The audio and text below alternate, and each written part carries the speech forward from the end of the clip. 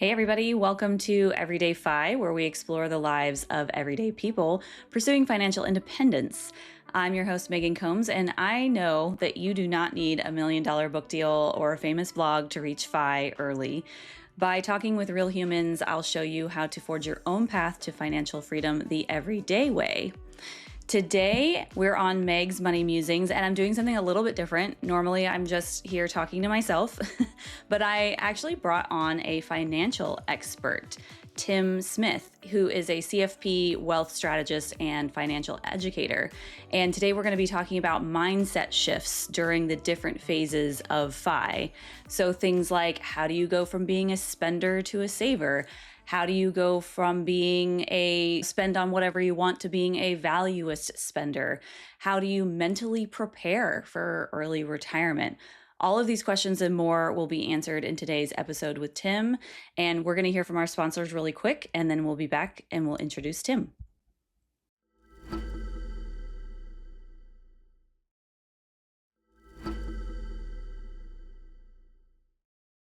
Hey, Tim, welcome to the show. Why don't you introduce yourself and your background in the financial industry? Sure. Well, thank you for having me. I appreciate it. I have now 40 years experience as a financial planner, primarily in the investment side of the world and retirement planning side. Those are my two loves, I guess you might say. And I have done a number of things over my career. I started out as a frontline financial planner. I started my own investment advisory firm when I was 32. I started my own broker dealer firm when I was 35. I built that firm into a nationwide company of other financial planners. And now at my age, I'm trying to step back from all of that and just do more planning work and investment work for people. My investment work specializes in what I call structured positions, which just means structuring how people can get investments that will give them better returns on the market with lower risk, which I know sounds absurd, but it is doable. And I'm looking forward to doing that kind of work for maybe the next 10 years. And we'll see if I ever retire. Not sure I will, but it's possible. I mean, yeah, there's many of us in the fire community who probably won't really retire, but will be doing the passion work that we've always wanted to do, right? Yeah. So, yes, structured positions. So that's so interesting. So there is a thought in the fire community that if you set it and forget it in a total stock market index fund or even an S&P index fund that you will do fine. So what kind of examples do you have for how structured positions work? Well, first of all, that philosophy is fine with me. A lot of people can benefit from that. And if they don't want to have an advisor, or they prefer not to have an advisor, I'd rather they did that than put half their money in crypto and half their money in Ethereum or Bitcoin and Ethereum or something, which is the kind of thing that I hear a lot, especially among younger people, and they're not really appreciating the risk that they're taking. A structured position, imagine this. Normally, say you buy an S&P 500 index fund like the Vanguard John Bogle S&P 500 index fund, and you're going to average something like 8 or 10% per year. You're periodically going to go through a 30 to 50% downturn. A lot of people have seen that in the last 5 or 10 years.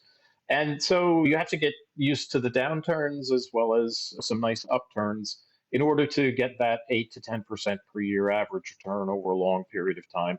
And that comes about because the economy grows about 3%, at about a 3% real rate after inflation. Company earnings grow a little faster than that. So there you have 10%, 8%, 10% growth. That's just kind of the formula that's been around since George Washington, I think. So it's been a long time. So what I do is instead of buying the index fund and accepting all of that risk and the limitations on the upside that it presents, imagine you have a dollar. I'll take 75 cents of that dollar and I'll buy a bond fund, and I'll take the difference and I'll buy what are called calls, which are stock market options on that S&P 500, but I'll buy them in a number that gives you a multiple of the market result. So not one times the market result. I can get right now for people between about 1.5 and 1.9 times the market result over a 2 year period of time. But the beauty of it is that on the downside, you're getting bond fund risk, typically high yield bond fund, but nonetheless, not full stock market risk. High yield bonds correlate about 60% to the market risk. And the whole notion is that the interest on the bond fund, if the calls expire and the market's flat, they have no value, but the interest on the bond funds makes you whole. So you get back close to your money, if not a little less, but close to your money. So it's a very different kind of work from most financial advisors. It's less scalable, so advisors don't like it because you can't work with 100, 300 clients and do the same thing for everybody kind of thing, you know. But it's very challenging mathematically. It's fun. It's intellectually stimulating. So I like that part of it a lot. And I like numbers, which is why I like financial projections for retirement and showing people how they're doing towards financial independence and all that kind of thing. I'm sort of a weird combination of an outgoing guy who's a number geek. So that's just my nature. No, we know those exist for sure. Okay. So why, if this is such a difficult and unscalable type of way of putting investments together, why did you want to do it? I mean, I know you said you like the challenge of the math, but was there anything else behind that that made you want to do the structured position idea for your clients? Well, because it has application beyond just average investing, it appeals to very high end investors. And so, from my standpoint, it's a better marketing approach than saying I'm going to get you an asset allocation with an S&P 500 index fund and an international fund, which is close to 90% of what happens when you work with a financial advisor. It's really a shame, but doing better than the market, doing better than the S&P 500 is not that easy to do it consistently over time, which is why the index funds are popular. And even if they're just as a core position with a few other positions wrapped around it that may outperform the market, we call that manager risk. In other words, the risk that the strategy may not outperform the market. And so another thing that I like about the structured positions is there is no manager risk. If the market is up, contractually, you will outperform the market. So it's a better story. It's a better thing to discuss with clients. And it's made me happier to see the results for clients because I'm not so worried about whether or not one fund performs or gee, that international fund didn't do that well or crypto got slammed or whatever. So I just really enjoy that part of the work much better. Yeah, that's really interesting. Great. Thanks for sharing that with us. Okay. So let's jump into talking about different phases of financial independence on your way to retirement, whether you are going to early retire or retire at a traditional age. And I want to talk about people who are just starting their money path. Either they are just trying to get their finances right, or they want to go on the path to financial independence. How would you say they should shift their mindset from being a spender to a saver? Like if this was your client and they came to you and they were brand new, what would be your advice to them? Okay. Well, the first thing that I would do for them is to generate a financial independence projection.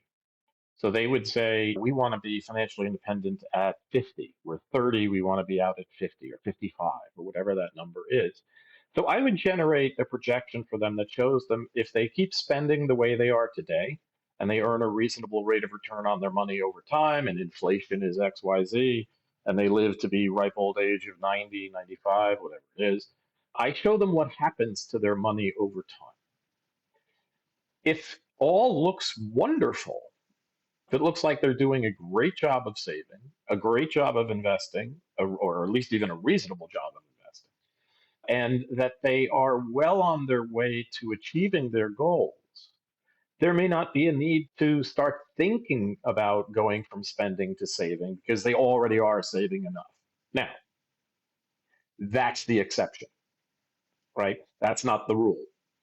That very same projection often shows, probably more often than not, shows that at the spending pattern that the folks have today and the saving pattern that they have today, there will not be enough money to retire at an early age, 50, 55, whatever that might be, and make sure that that money lasts with inflation until a ripe old age. So that forms the core of the argument that something has to change.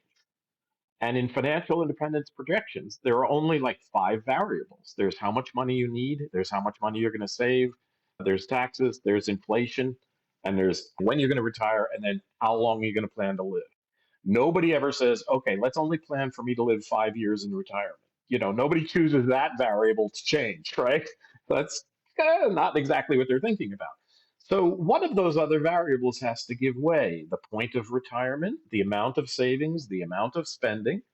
Frankly, you can't control inflation. So we usually just use an average kind of a level of inflation.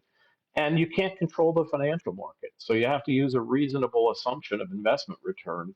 You can't assume 20% per year returns, certainly not with an S&P 500 index fund, because that's just not what it's generally going to do over a long period of time.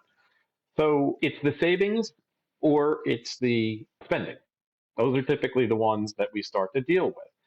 So from a mindset standpoint, the first thing for people to get into is to understand, okay, the way we're going now won't work. We're spending too much, we're saving too little, both, whatever it is. And they have to come to that conclusion themselves. I can tell them that all day long, but they have to not just intellectually, but psychologically and emotionally buy into that, oh shit, we are not getting where we want to be. Then it becomes a matter of just how important is that goal? Like any goal. Okay, I could set a goal tomorrow that I want to work out 7 days a week and lose 30 pounds and be buff and everything else at 62 years old. There was a guy named Charles Atlas when I was growing up who was this really well-built guy in his 70s. Yeah, I could try to look like that. But quite frankly, I don't have the motivation to do that. I don't care enough, right? So the question then for the investor or the client, the investor becomes, how much do you care about this? How important to you is this? That unravels conversations between spouses very often. Well, it's not that important to me that I want to give up this, or it's not important enough to me that I want to save more money, whatever it is. Now, at least there's a dialogue. So, this is a process for most people when they come to a realization that their current path won't get them where they want to go. By the way, we should add in that for parents, as soon as there are children that are you want to try to figure out how to get them through college one day, that adds another whole dynamic to the savings picture, because now there's a chunk of money that you might have sent towards retirement, and instead you're going to hand it off to a school someplace, $250,000 or whatever it is. So that has to be taken into account also in the whole picture. So it's a process psychologically. Some people come into it knowing they're not doing enough. Some people come into it thinking, I think we're probably in pretty good shape, and find out they're not. Some people come into it thinking they're in good shape, and they are. Again, that's generally the exception, because we are not a saving society. We are, I don't want to say a materialistic society, but we are keep up with the Joneses and we build our self-esteem around things like cars and clothes and houses and things that are visible from the outside and don't necessarily give us inner peace every day of our lives. I can tell you at my age, I'm a lot more concerned about inner peace than I'm concerned about what my house looks like, which car I'm driving, because going 40 years of stressful work, yeah, I want some inner peace now. I'd like to wake up in the morning and not be stressed about what's going to happen today. And certainly financial independence gives you that, whether you work or not, because the work is far less important. The work, a necessity for food, for housing, for your children, et cetera. So that's kind of, the process for me of working with a younger couple who are starting to formulate in numbers, in raw numbers, a plan. Now, when you see that the numbers are not working, that you have to either save more, spend less, or both, then you're talking about a process to help them decide what those decisions, help them make those decisions, right? So, for early retirement, if you start saving at age 22 and you save 10% of your salary every year and have decent investment returns and ideally some sort of a company match wherever you work, to your 401k plan, whatever. At 62, 65, you'll probably be able to retire. I know that sounds crazy, but that's the compounding of the money over 40 years. It's quite amazing what it does. If you're trying to retire at 50 or 55, and again, let's use financial independence, right? If you're trying to be there at 50 or 55, 10% is not an adequate number unless you're planning a pretty sizable cut to your standard of living when you get to retirement, or to financial independence. If your plan is, work in the city for 25 years and then go off the grid, maybe 10% might be enough to save every year if you're planning a lifestyle that's going to be relatively simple, inexpensive, peaceful, I hope, whatever that might be. But this is all math. It's really that simple. I hate to say it. It's math, and the math turns into values and what's more important than other things to you, and why. Why is it so important to have that car that costs $1,200 a month rather than a $500 a month car or a $300 a month car? I have the full range of cars. Let me tell you, I have 4 cars because I have 2 homes, and my wife and I each have 2 cars. So, I have a $300 a month Honda Accord, and I have a $1,500 a month sports car.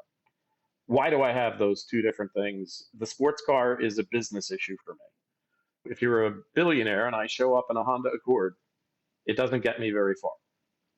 So it's frankly, it's a marketing expense. It's really what it comes down to. But if you don't have a marketing expense and you need to save $1,000 more a month and you have a $1,500 a month car payment, okay, well, if you keep the car, what you're saying it is more important to me to have this car for whatever those reasons are than it is to have that retirement objective met, that financial independence objective met. And so my process with people is to get them thinking, a direct linkage between expenses and the ability to achieve a retirement goal, expenses saving goal. And once they start to conceptualize that same framework that I work from, you can make progress with folks. But if they don't buy into the framework, if you're talking in concepts that they just go, this doesn't matter. Come on, we'll get there. We'll be fine, which some people do. Most FI people are not like that because they really are focused on this. Most Americans are probably like it, more like that at a younger age. They're less concerned about it. If my generation, they were. Today's younger generation, interestingly, I see a lot of young people who are concerned about their financial future more so than my generation was, and probably millennials or Gen was it Xers. But that's why I love the fact that there are these financial independence calculators online. You can go to Vanguard and Fidelity and Schwab and put in some numbers and see how you're doing. Put in your savings, put in your spending pattern, your saving pattern, your age, and see how you're doing. I wish everybody would do that because we would have a much more financially literate, happy, and disciplined society if people really knew where they stand towards these objectives. Some people, I'll give you an example from my own life. I know I'm talking on a little bit, but from my own life, my mom, who was a lovely woman, now has Alzheimer's and is basically out of it, but she grew up what we would probably call today upper middle class. My father was a college professor who never made a very high income until the last years of his profession. Certainly not in the years when he had 5 kids to raise. So there was constant tension and conflict because my mother was used to being able to spend money a certain way, and my father was used to poverty, quite frankly. He grew up in the Depression. So he was above his station in terms of how he grew up, and my mother was below her station in terms of how she grew up. And in the United States, we don't talk about the word station. We don't usually use that word, but it fits the situation in this regard. And so that mental situation, I think, is part of what can make it very hard for people to adjust spending, expectations, patterns, you know, how they're going to live, basically.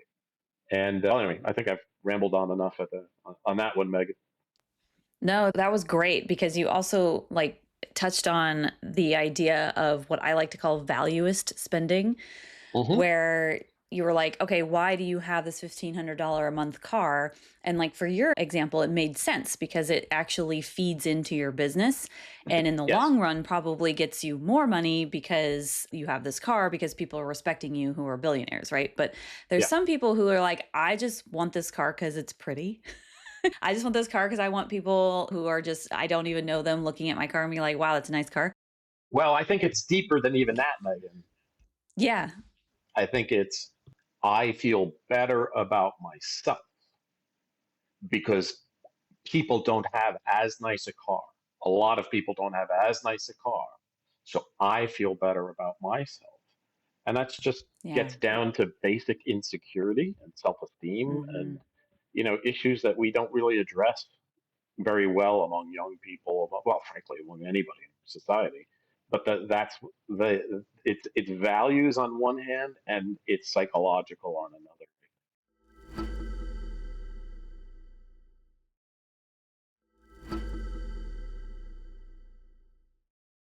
If you had a client come to you and they were spending more than they wanted to, and they were willing to make changes, but were finding it kind of hard to understand where they wanted to make changes or where they should make changes because they're not sure what their values are. Like, Yeah, how would you coach them or tell them how to figure that out or how to yeah, become this valuest spender? yeah. Well, first of all, I would expect that to be a longer process. In other words, that's not going to be a one meeting thing where I just give them some information, they go off and they take action. This gets down to literally you need to have a budget, you need to have tracking of spending. Let's start with that.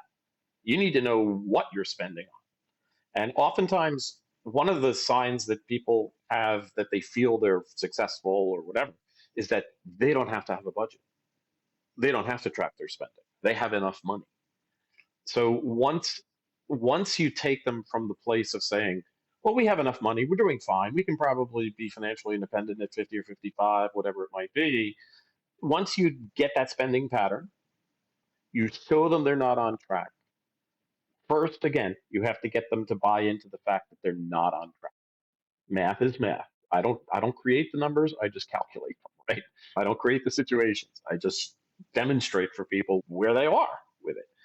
So the next thing becomes again a process, and this is people have when people have thought away a long time, new ways of thinking, resetting expectations, resetting psychological belief about themselves and stories they tell themselves inside their brains takes time. Nobody on a dime goes, oh, I've thought that way for 34 years now. I need to change how I think. And I am changing how I think. That doesn't happen. So it could take 6 months or a year for a couple to go from spending $30,000 more a year than they really can afford to. And let's say, for example, some debts are mounting. Maybe they're saving in 401ks, but they're spending more than they're earning and take home.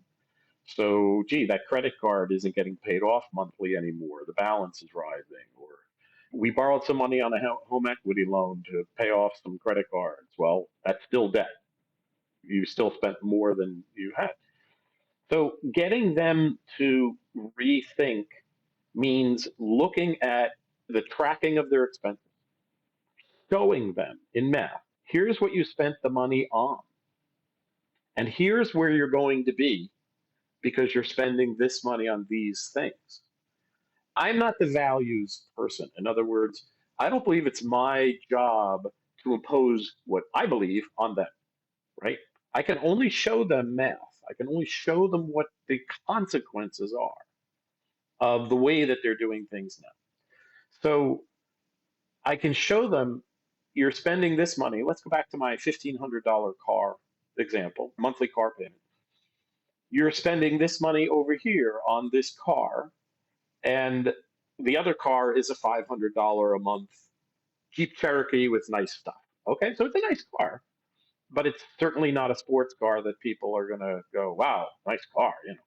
One spouse is spending $1,000 more a month on a car, and let's assume there's no business reason for it. This is purely a status matter for that spouse. And we've shown them that, they need to save at least $1,000 more a month right now than they are. And now it's a conversation. And usually one spouse will get it faster than the other. You can guess which spouse it is that will get it faster than the other. And hopefully, the spouse that's spending $1,500 a month, which spending is the main thing they could change to bring their spending down and bring their savings up and achieve what they've described as a mutually desirable goal. Hopefully, you come to a place where maybe that's a 3-year lease, maybe it's got a year left. Hopefully, you come to a point where the second spouse says, okay, yeah, when this car is up, I'll get something more reasonable, and we'll set up our savings to put another $800 a month away towards retirement or financial independence, and that'll be that. So I wish I could say there's some magic to persuading people. I'm persuasive about some things, but I don't consider it my job actually to persuade them, because if I'm persuading them, then I'm imposing my beliefs on them. What I'm trying to do is to get them to come to their own decisions and conclusions based upon facts, hard, cold math and facts. And, if you can get people there, then they can change. And I've had people change. I've had people who were far overspending to the point of bankruptcy, and you couldn't get them to change.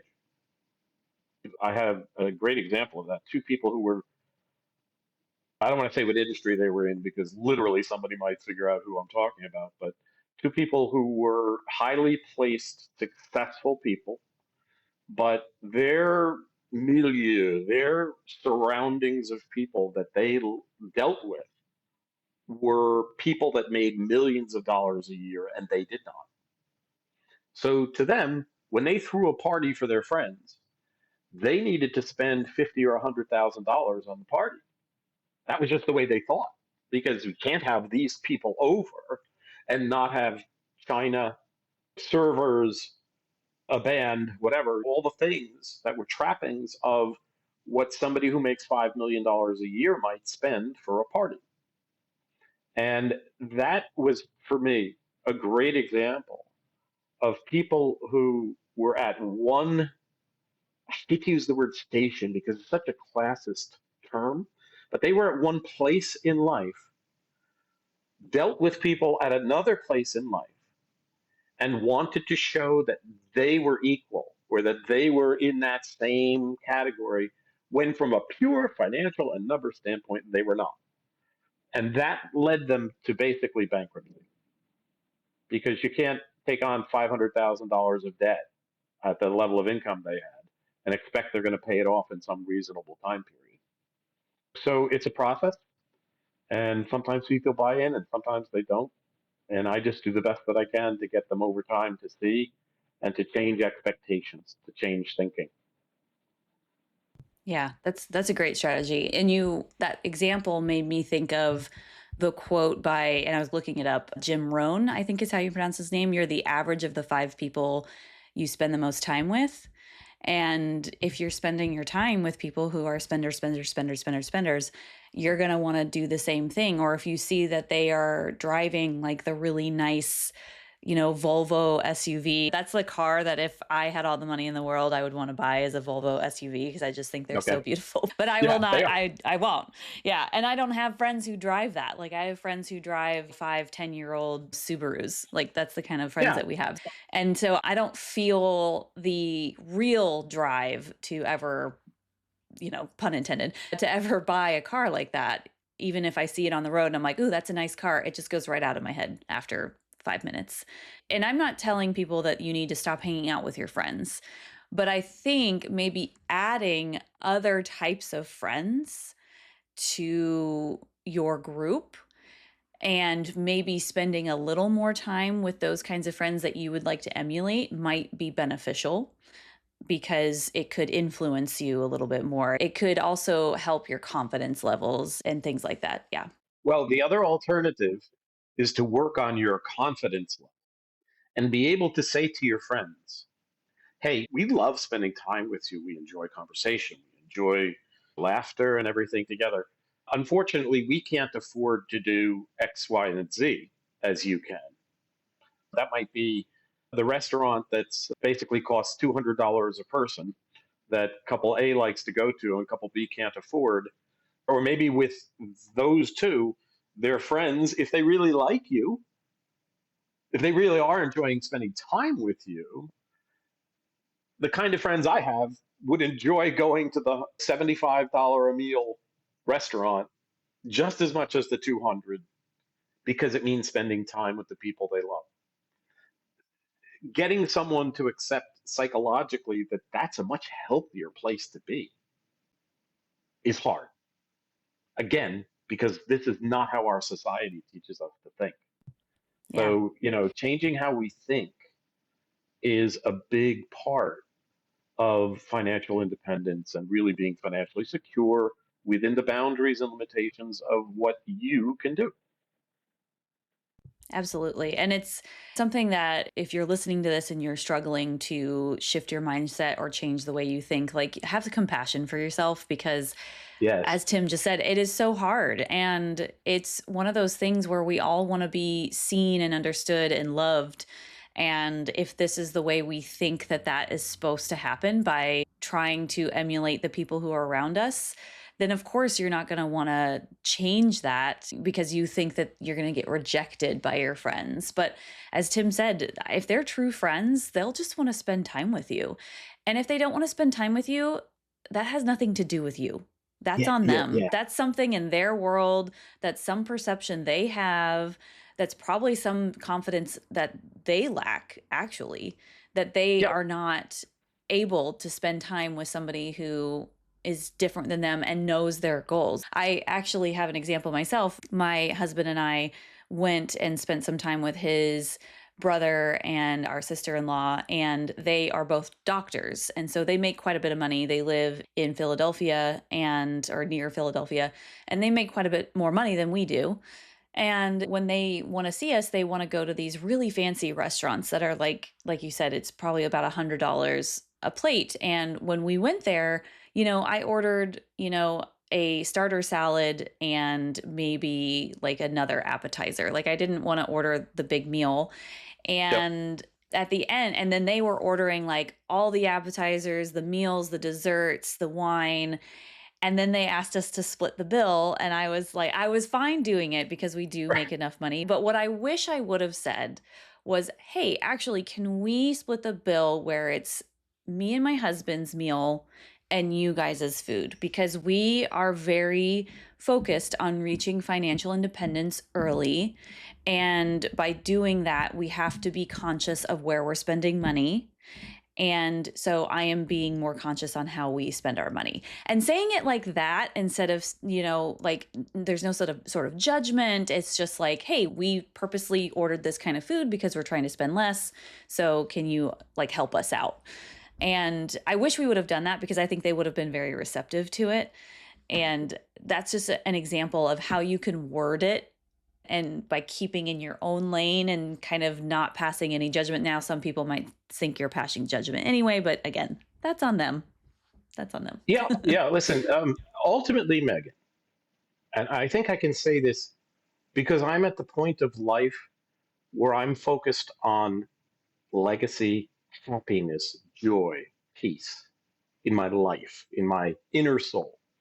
My wife works in the health and wellness space, and it's had a major impact on me personally because these are all beautiful people who are not focused on material things, or many of them are very successful, but they're not haughty, they're not pretentious, generally they're just as nice as the person who is living day to day, but who is just a beautiful, loving human being. And my wife has a saying: find your tribe. Find your tribe. People in your community, the fire community, people who share that value, but also be able to communicate that for you, you're happy to go to the restaurant, you'd like to split the meal, because if they're at a 3 and you're at a 1 in terms of spending pattern, not income necessarily, but spending pattern, because you're saving a lot more, right? And for all you know, they don't have a dime saved. You know, I've seen plenty of people, other than their 401k, maybe, they've saved nothing because they spend it. Oh, it's my take home pay. I spend it. That's what I live on. You know, being able to communicate and being comfortable in yourself will give you inner peace because you're being true to yourself, true to your values, true to your goals, true to who you are as a person, what you believe in. And there's nothing worse. I was involved in politics for years. Being involved in politics often involves, especially elected politics. What I saw was that to go higher and higher and higher, it was going to involve more and more giving up of who I truly am. And it was something I wasn't ready to do at the end of the day. I thought I was, but I wasn't. And I am much more at peace being who I am, living within my means, knowing the bills are paid, knowing the savings are there, knowing the value of my company is there, that kind of thing. I'm much more comfortable with that than I am going out for a $500 night because somebody else was in the mood to buy champagne and everything else. It's one thing if it's celebratory and it's once in a while, but and you can afford it. It's another thing if it's a pattern that is not within your goals and who you are and everything else that is really, really important to you. And people will be much happier in their lives. And ultimately, I believe fire is about happiness. In other words, joy for you isn't comes from life, not work. And so you want the work to end sooner so that you can spend more time in the happiness of life.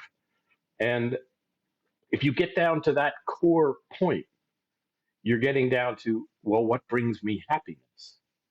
My work doesn't bring me happiness. My work brings me great joy.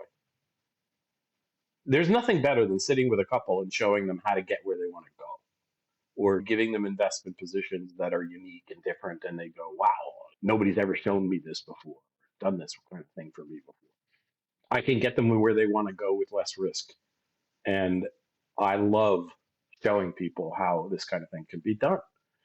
So I don't know why I would stop doing that. Even though I have many other interests in my life, I think I do this thing called the Financial Dad. We spoke offline about that. I have projects about the homeless and poverty and singing. I'm a lifelong stage performer. That's what gives me joy. And that's what I spend time doing. And I don't let my work life interfere with that. I'm fortunate enough that I can make enough money to do that and not have to work 60 hours a week like so many people have to work. And I can see why, if work isn't bringing you joy, you would say, I can't wait to not do this as soon as I can. I can understand that. I'm blessed, believe me. I know how fortunate I am to be able to do something where I wake up still every day and go, I can't wait to get on my computer and run some numbers and help somebody today. Who am I going to help today? That it's a beautiful feeling. And that's maybe the best thing about my career. But again, to go back to the fundamental point, what brings you happiness and what brings someone else happiness are always going to be two different things. So find your tribe. It's fine to have friends who are able to spend more or willing to spend more, even if they're really not able to. Work out with them how you can spend time together. Have them over to your house for dinner and spend time together that way and laugh and joke and have fun. And I have some friends who are probably 4 times as wealthy as I am. Wonderful couple, love them to death. The husband is hysterical. He is just such a riot to spend time around. And I truly love spending time with the guy. But they can afford to spend a lot more than you and I can afford to spend. I'm not taking jet trips everywhere all the time with friends who have private jets and things like that. So I live differently from them. And by the way, they're the same as we are in personality in terms of it's really just about getting together. And they're not that kind of, we don't go to the fanciest restaurant every time we go out. We go to one that they know, you know, is reasonable for us, and it's and or we have each other over, which is always a fine way to spend time with people. You have to, everybody has to figure out for themselves, why am I spending time with this couple? Do I want to feel like I'm at their level, or do I truly enjoy their company as human beings? And do they enrich my life? Focus on enriching your life.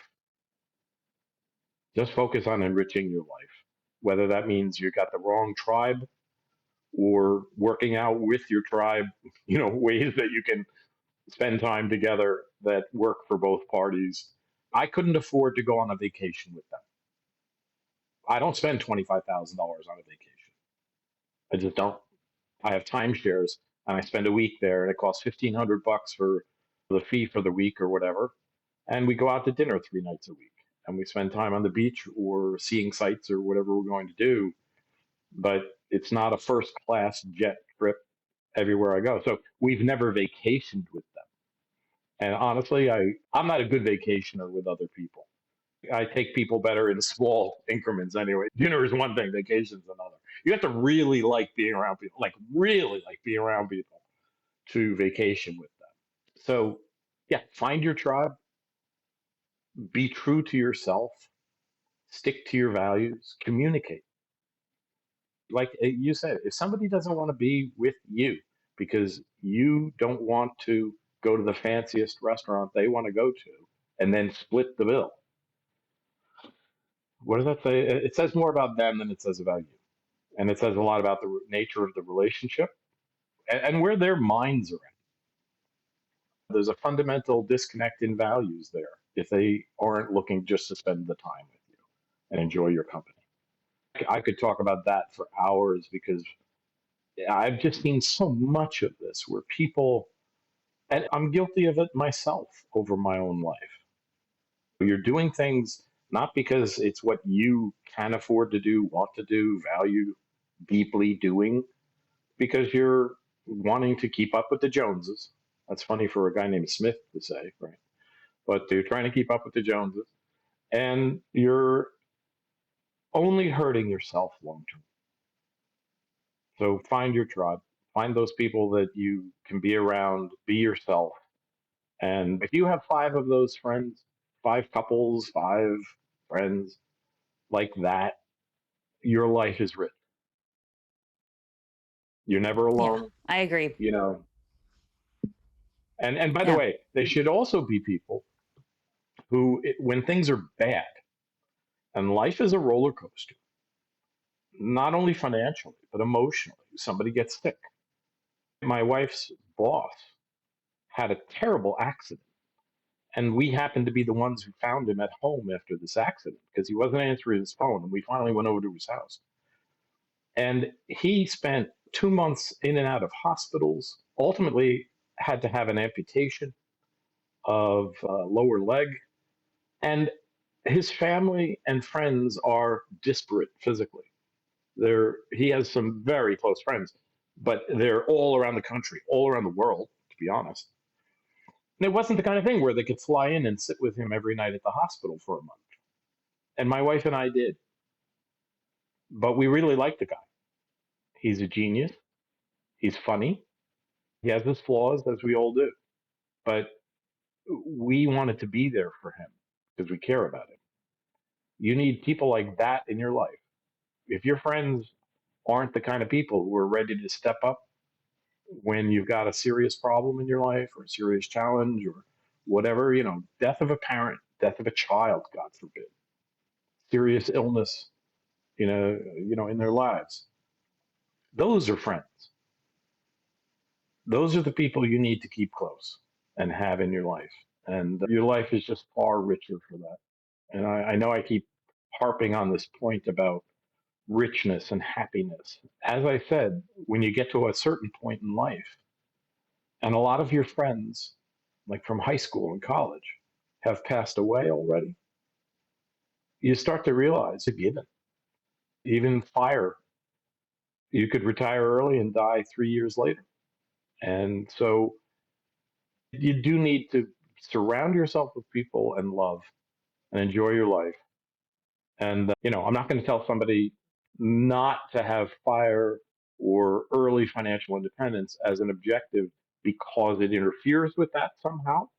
Like if you're working too much and you have a bad life work balance to get where you're trying to go, maybe you should reassess the goal, because I don't tell people to live for today. I'm a financial planner. We're all about tomorrow. it's, it's I have a dear friend who says, live in the now, Tim, live in the now. And it's very hard for a financial planner to do because everything we do is about tomorrow, about helping people prepare for tomorrow. But psychologically and mental health wise, it truly is a lot better to live in the now, enjoy the now as much as you can. So find a balance. I would always tell people to find a balance. Yeah, absolutely. That was great. And I really appreciate your perspective on all of that. That was really great. And thank you for coming on the show today. This has been a fantastic conversation. I hope people have really gotten something out of it, especially if you're starting your FI journey or in the middle of your FI journey. I do want to bring you back to talk about what happens when you've already reached FI and what your perspective is on this. So people stay tuned for that. But if people want to work with you or find you, Tim, where can they reach out to you? My email, tim@structuredportfolios.com. So structured portfolios.com, or that website, structuredportfolios.com. And there's a contact page on there. I'd be happy to respond if they reach out to me there. I'm really about giving back at this point in my life. So if I can help people, I'm happy to help them. I might not be the right one to help them, but I sure know a lot of people in my field. So I can always make sure somebody gets somebody good to answer questions or, give them some guidance if they need it. Yeah, fantastic. Thank you so much. Thank you for being here. Thank you for having me. It was a pleasure. Thanks for listening to the Everyday FI podcast. If you're loving this show, here are some things you can do. Number 1, subscribe in your favorite podcast player and share the show with your friends and family. You can also find us on YouTube now. Some of the videos actually have our faces. Number 2, please leave a review. I am always looking for ways to improve the show. Number 3, check out my website, everyday-fi.com, where you can listen to all the episodes and leave comments for myself and the guest. Number 4, if you're interested in sharing your own financial independence story and connecting with other community members, you can find a submission form at everyday-fi.com/podcast. And lastly, number 5, join my Patreon membership for only $5 a month at patreon.com/everydayfi-podcast. This is a one-woman show, so every little bit of support really helps. See you next time as we continue to go down the path to financial freedom.